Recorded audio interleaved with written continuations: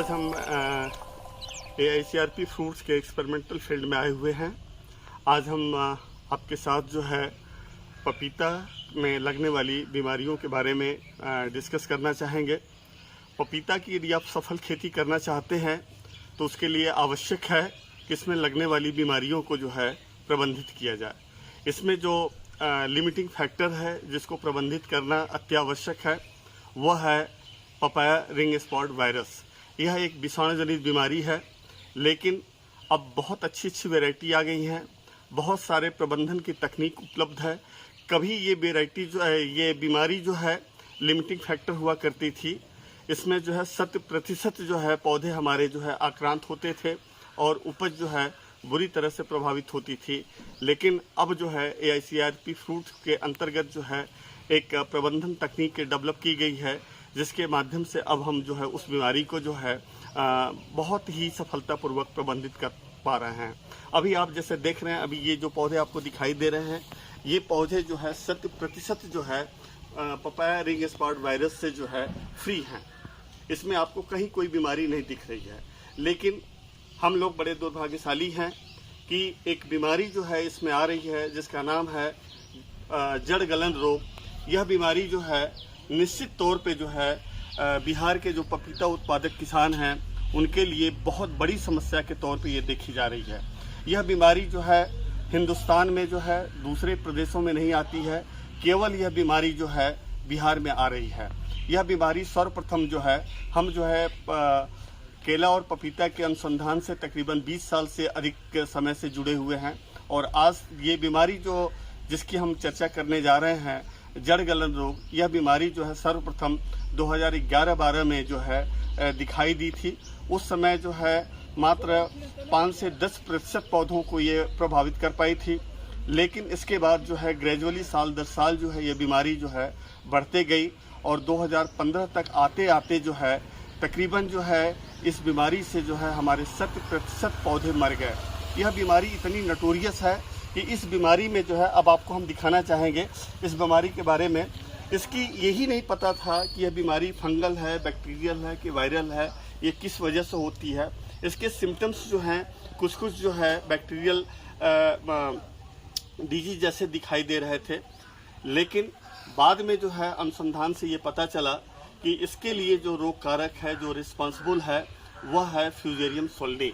Fusarium सोल्नी जो है इस बीमारी में होता क्या है कि हमारे जो पौधे हैं, पपीता के जो पौधे हैं, उसकी जो सेकेंडरी और टर्सरी, द्वितीयक और तृतीयक जो जड़ें हैं वो 100% जो है जड़ें जो हैं सड़ जाती हैं। और जो सबसे पहले जो है यदि आप अपने खेत को रेगुलर विजिट करेंगे तो आप पाएंगे कि इसमें जो सबसे यंगेस्ट लीफ है, ये जो यंगेस्ट लीफ है, ये लीफ जो है सबसे पहले आपको जो है झुलसी हुई दिखाई देगी और पूरा का पूरा पौधा आपका जो है स्वस्थ होगा, सारी पत्तियां स्वस्थ होंगी। लेकिन केवल जो है ये यंगेस्ट लीफ है, यही जो है यह नवजात पत्ती जो है ये आपको झुलसी हुई दिखाई देगी। और जब ये इस तरह के सिम्टम दिखाई देते हैं तो आप समझ लीजिए कि आपका पौधा जो है आक्रांत हो चुका है। और इस तरह के पौधे को जो है जब आप उखाड़ के जो है इसकी द्वितीयक और तृतीयक जड़ों का जो है आप ध्यान से देखेंगे तो 100% जो है जड़ें आपको जो है सड़ी हुई दिखाई देती हैं।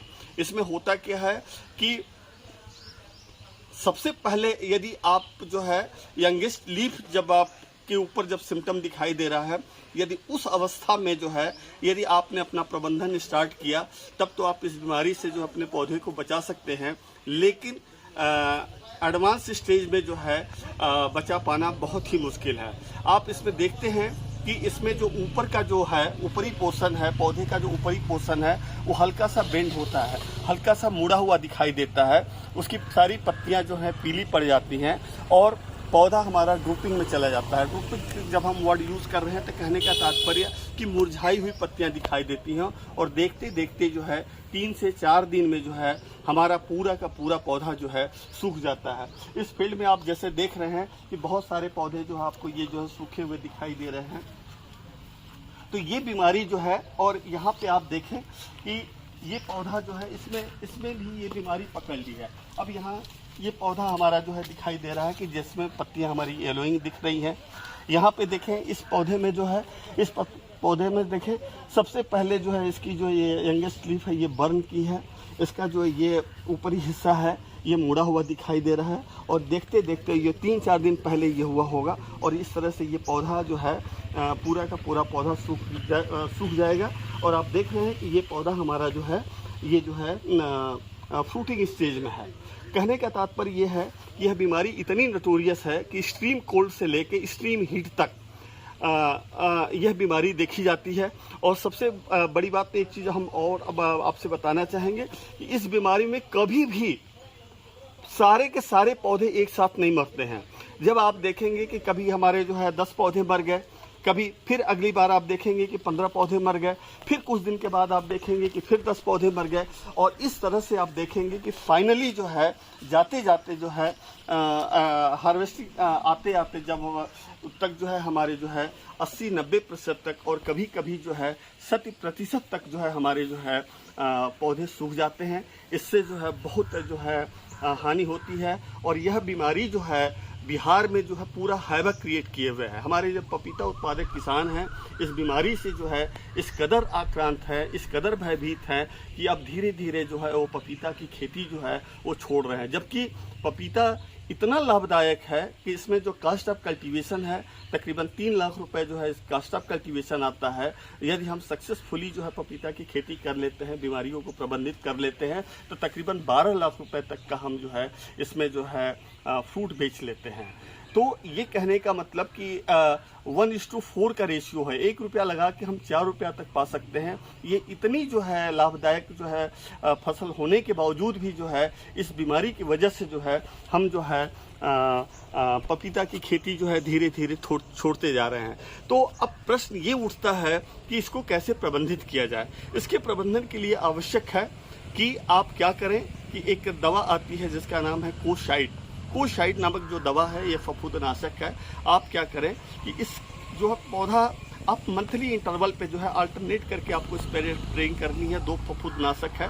पहली फफूंदनाशक जिसका नाम है कोशाइड की जो है 3 ग्राम मात्रा प्रति लीटर पानी में घोल के आपका जो है ये पौधा है जो पपीता है इसके जड़ क्षेत्र को जो है खूब अच्छी तरह से जो है भिगा दीजिए। जब हम भिगाने की बात कर रहे हैं, ड्रेंचिंग की बात कर रहे हैं, तो कहने का तात्पर्य कि उसकी सेकेंडरी और टर्सरी रूट्स, द्वितीयक और तृतीयक रूट्स जो है जहाँ तक गई हैं वो आपको इतना सोल्यूशन डालना है दवा का जिससे कि सारी की सारी जो है जड़ें जो हैं उसकी जो है खूब बढ़िया से तर हो जाएं। इसके बाद जो है 6 से 7 दिन के बाद जो दूसरी दवा आपको डालनी है उसका नाम है एक्रोबेट नामक जो फफूंदनाशक है उसकी भी 3 ग्राम मात्रा जो है पर लीटर पानी में घोल के जो है आप जो है क्या करें कि खूब बढ़िया से ड्रेंचिंग कर दें। तो जब पौधा आपका बहुत छोटा होगा उस समय जो है मात्र जो है आपको जो है 1.5 लीटर पानी की जरूरत होगी। लेकिन ग्रेजुअली जैसे जैसे ये पौधा जो है बढ़ता जाएगा और जो 6 से 7 महीने का पौधा होगा या 8 महीने का पौधा होगा उस समय तकरीबन 5 से 6 लीटर जो है दवा की जरूरत पड़ेगी। तो आप जो है अल्टरनेट करके जो है दवा जो है पहले महीने से लेके 8वें महीने तक यदि आप डालेंगे तब जाके जो है इस खतरनाक बीमारी से जो है आप अपने पौधे को जो है बचा सकते हैं।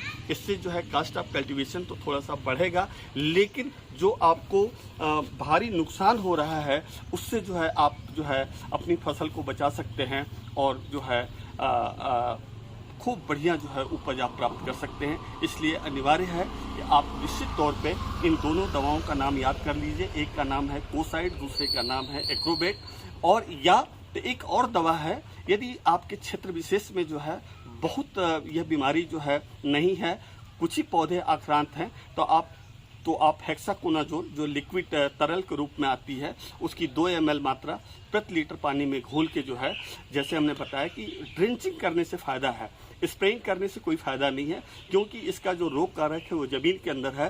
तो आप जो है कोशाइड एक्रोबेट को अल्टरनेट करके यूज़ कर लें, या तो आप हेक्साकोनाजोल जो है नामक जो दवा है उसकी 2 ml मात्रा जो है प्रति लीटर पानी में घोल के जो है मंथली इंटरवल पे जो है ड्रेंचिंग करके जो है इस खतरनाक बीमारी से जो है आप अपने पपीता के पौधे को बचा सकते हैं। फिर आपसे मिलेंगे दूसरे वीडियो में। नमस्कार।